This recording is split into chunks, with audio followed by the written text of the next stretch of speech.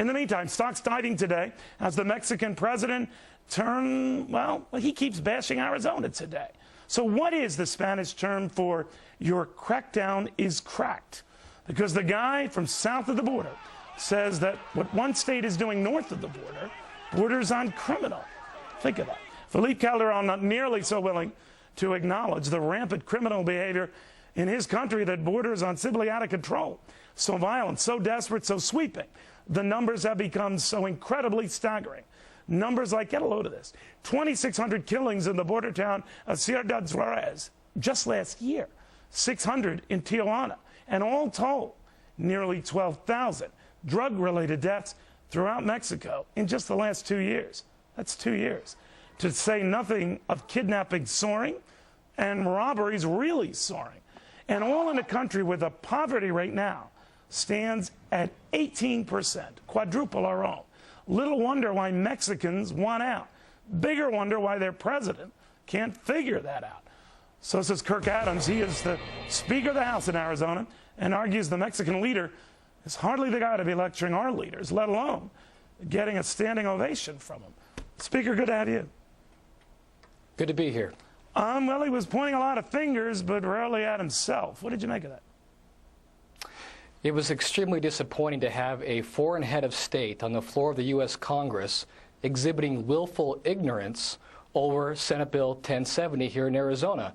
But I'll tell you, Neil, what's even more galling is to have members of the White House staff standing and applauding something that is absolutely wrong. Arizona's law does not introduce racial profiling, quite the contrary. All right. The two who struck me clapping, I think, Homeland Security Napolitano and Eric Holder, the Attorney General, admitted that they hadn't read the thing, but that's a separate issue. Nevertheless, were you troubled that the Mexican president in the well of Congress is saying Arizona is the problem, not us? It's very troubling. As a matter of fact, it's a distortion of the truth. Here in Arizona, we are struggling with a major public safety crisis. We have violence on our border, violence in our major cities as a direct result of the illegal immigration trade as well as the drug trade. What we've done in Arizona is do all that we can do to impact this problem because this administration, as previous administrations have done, have simply refused to secure the border. And Arizona is suffering more than any other state because of it. So yes, we take great offense at President Calderon's statement today. You know, Mexico treats its immigrants far less fairly and far less humanely than we treat them here in Arizona and across this country. And frankly, the President of the United States should be standing up for Arizona and securing our border rather than kowtowing to President Calderon and his erroneous statements. You know, it is interesting as we watch Napolitano and Holder clapping for the president of Mexico, what that says on a day the market in this country is tanking. And while it directly or indirectly isn't related to your fine state, but maybe the confusion in this country as to how to treat your state. Neil, some cities are protesting doing business with you. And that you've been, Arizonans have been labeled racist. Are you troubled by that? Yeah, I am. I think it absolutely does relate because it further adds to the lack of confidence that Americans all across this country have in their federal government to do what they're supposed to do.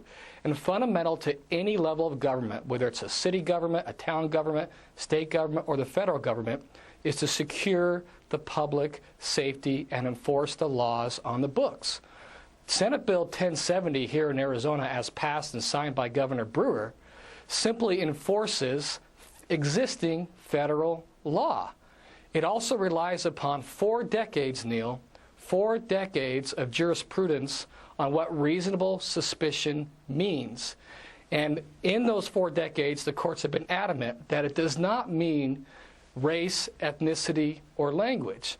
So well, the president, Speaker, what's his administration have it wrong. And you hit on a very interesting point, sir, and that is part of a very sort of a viral perception, if you will, that our federal government is broken, it can't police our borders, hence what you guys have been doing in Arizona, and growing frustration that it can't control this financial wackiness that seems to be now a global contagion.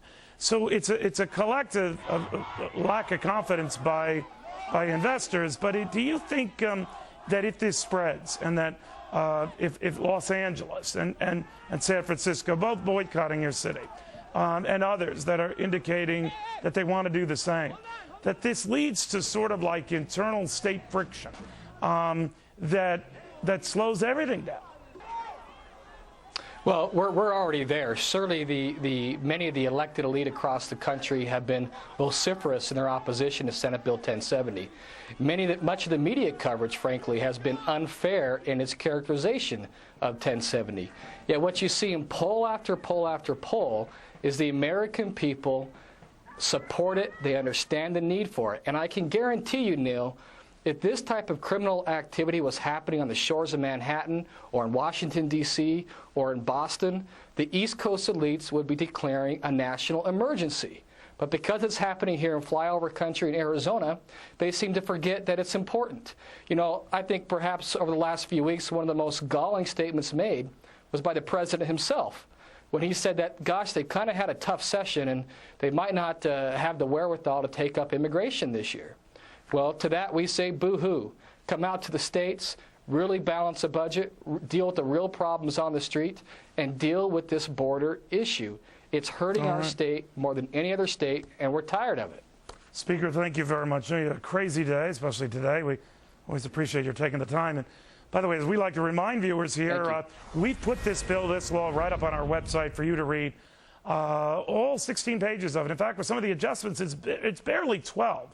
And included in those adjustments are stiff provisions here that make criminals of those trying to crack down on criminals based on the color of their skin. So in other words, officers, read the bill yourself, they get fired if they try to pull that kind of stuff. So nevertheless, you see it portrayed one way and another way, but read it for yourself. It's on our website.